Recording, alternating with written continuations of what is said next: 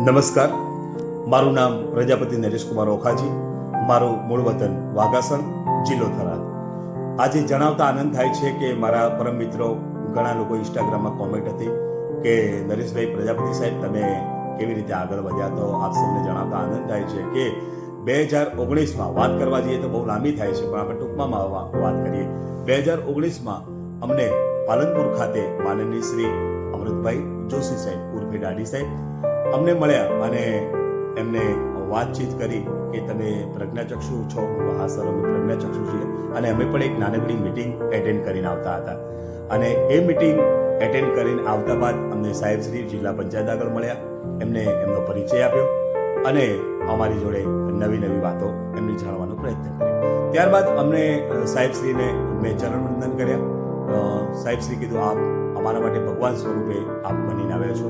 નાના કે ભગવાન નહીં, બેસો, છાયડે બેસાડી અને અમારા દિવ્યાંગો માટે ચા પાણીની વ્યવસ્થા કરાવી અને સાહેબશ્રીને એકને ઊભા કરી અને અમારું ઇન્ટરવ્યુ લીધું.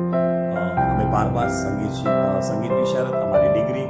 સાહેબશ્રીને આ જાણતા ખૂબ આનંદ થયો ને એમને અમારી સંવેદના જાણી અને એમને પણ ખુલ્લા દિલથી વાત કરી કે નરેશભાઈ, આજથી 1998માં જે વખતે તમારી ભરતી હતી અને 2006 સુધીમાં આશરે મેં 357 દિવ્યાંગોને મદદરૂપ થયો છું અને એ ભૂખ હડતાલ ઉપર ઉતર્યો, 7 દિવસ ઉપવાસ કર્યા અને અમને સફળતા મળી છે.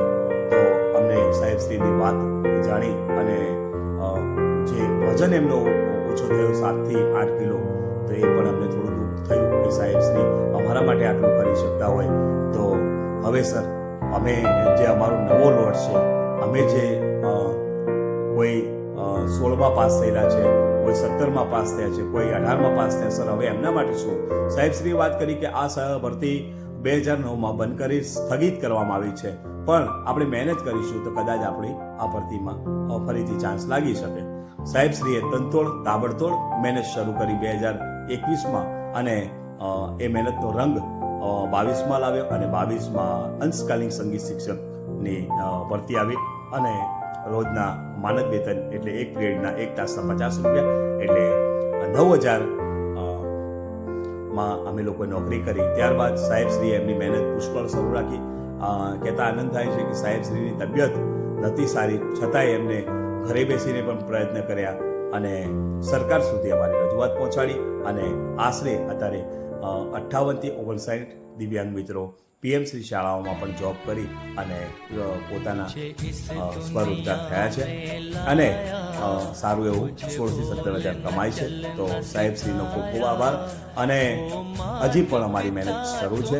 તો મારી સમાજ અને તમામ 18 આલમને મારી નમ્ર અપીલ છે કે સાહેબશ્રીને જ્યાં જરૂર પડે ત્યાં આપ સૌ સાથ અને સહયોગ આપીશું, સહયોગ આપીશું અને જ્યાં સાહેબશ્રીને જરૂર પડે ત્યાં આપણે સાહેબને યાદ કરીશું.